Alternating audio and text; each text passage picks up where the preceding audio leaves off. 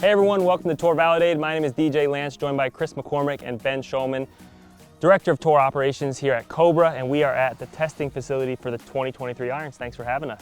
Thanks for being here, guys.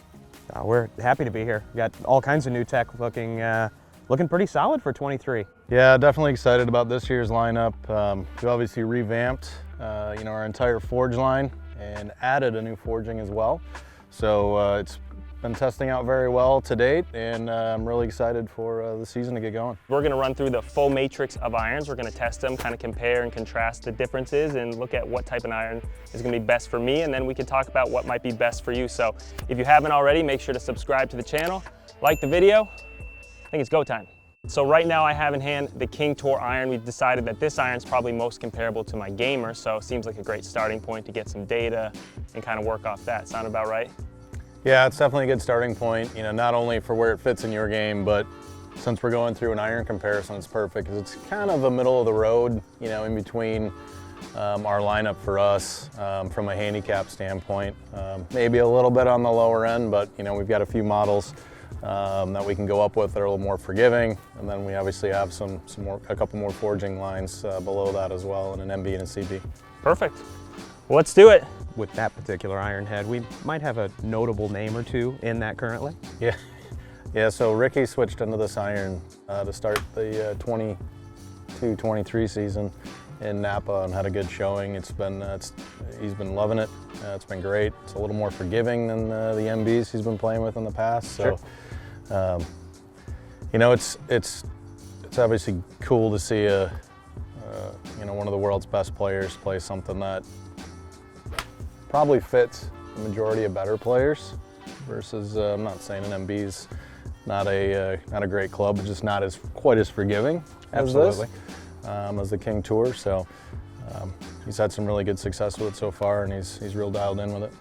You guys are talking, I'm just sitting here like hoping someone's watching what's going on, because I'm peppering the target line out there and they feel incredible. Numbers wise, I like it. DJ obviously produce a good amount of speed. Your club head speed's at 93 miles an hour and 130 ball speed with the 7 irons, outstanding. Launch angle, the last handful, great, 14. Your spin rates, you're at in the high 6,000s, yep. So you're 66, 67. Yep. With this ball, I know with the ball that you normally play with, we're gonna add about another 150 to 200, so it gets you just shy of 7,000. And you've been consistently there, which is really good. Yep. So, regardless of your strikes, if they're not perfect, you're still gonna get a decent carry number out of that. So yeah, you're checking all the boxes. What's next? You're swinging it pretty good, so let's go all the way down the line. Let's go to the muscle back. Some of the things that we should expect to see, little higher spin, little lower launch, obviously maybe a little bit less forgiving, yeah, depending on how you're swinging it, but let's go there and let's check that out. Yeah, this one's gonna test the ability a little bit. Definitely a little bit tighter profile, thinner top line, thinner sole, one-piece forge. So I'm curious really to see how this feels in comparison to what I just hit. Because if the feel is as good as that, then why wouldn't you play that? I mean, that's just from my perspective, but let's get some swings in to see.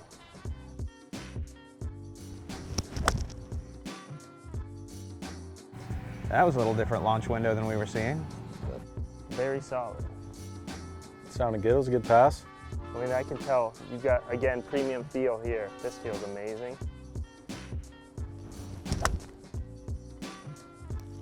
Through the turf, nice and smooth. Probably help if you missed one a little bit. Those are flushed. Yeah, that's a pretty good sample there. If I could putt, we'd be in good shape with those ones. Landing angle was vastly improved. Yep. 47 average up to, almost 51. So that is just gonna drop and stop. Yep. That's ultimate control coming into those greens. So this was really fun to test the ability here. They actually felt a little easier to hit than I expected, and I got a lot of great cosmetic and feel out of it. Turf interaction was great. What do we have next? So next we're gonna move into the CB. Okay. So in comparison to say the MB, we're gonna have a little bit wider sole, so a little bit more camber in the sole from a shape standpoint. Slightly thicker top line, but from heel to toe, we're gonna be looking at essentially the same chassis. So there's a real good flow between our MB and CB, which we've always been mindful of, because there are plenty of players that wanna combo the two up. As well as he hit that MB, saying we're splitting hairs here. This might be maybe a combo candidate. For sure. I mean, this is going to give him a touch more forgiveness compared to how he was hitting it previously. Doesn't particularly need it. Right. DJ, where do you typically miss it on the face if you are going to miss? I'm usually more of a thin guy, actually. I hit a little low on the face. If anything, I feel it a little bit more towards the heel. Sounded good. Yeah, that was a good shot there. Not a lot of curve. No, it's pretty stable. Really splitting hairs, because I was pretty happy with the first and happy with the second, and now this one feels great as well.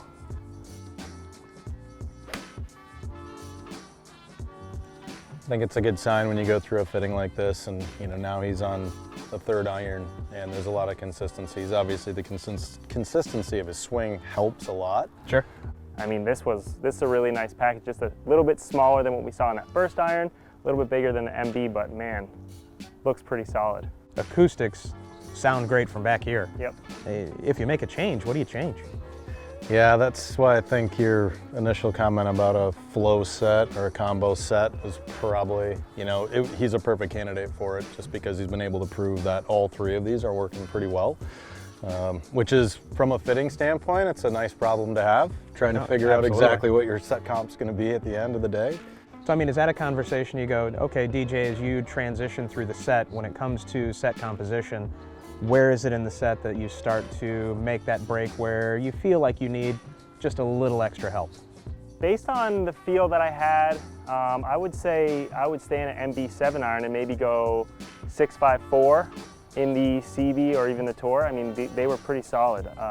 Maybe even the Tour, get a little bit more launch, a little bit more distance, a little bit more forgiveness. But I've never played a combo set, so I didn't realize that I was a candidate for something like this. So learned something new today. Yeah, I think it's a big part of just overall evaluation of your game and where you feel that you're good at. If you're super confident and you really love 7-iron to pitch, and you always feel confident with your carry numbers, directionally how you hit it, it's really just more feeling out, where maybe can we address something that isn't quite as good. So if you feel real confident there, moving into the longer irons, say the 4 or 5 iron, would you benefit from something with a little bit more forgiveness? And if you don't, great, but the option is there, which I think is good. But it's being real about your golf game as well, and knowing where you think you might need a little help. Right. I think we let him show off a little bit and maybe get into some of the game improvement, a little more hot off the face, maybe? Yeah, I am stoked. As good as he's swinging it right now, I'm stoked to see the ball speed increases and kind of be able to show the difference in what technology can do in ball flight. Brand new game improvement iron coming out. We've got AeroJet. Yes, sir. What are we expecting to see here? Well, now that you hit the entire forge line, the new forge lineup, we're going to bring in basically the ultimate in flight. All right, higher launch, lower spin, and most importantly, I think it's a home run in how it feels. And these irons, this category of irons doesn't always feel good from everyone. And I think it's definitely an important focus on our end from an R&D standpoint on trying to make this sound and feel good, because that's so important. I mean, performance is great, but I think having the total package obviously is a much better thing overall. Yeah, for the player who plays something like this, they want to feel what a better player might have the opportunity to feel. So getting close to that and providing that distance and forgiveness, you're going to have a home run. So I'm hoping this feels very similar to those, but we're going to see some ball speed jumps, I hope. Let's see some speed out of this thing. It looks very nice from a top-down profile for a game improvement iron, so let's see how it feels.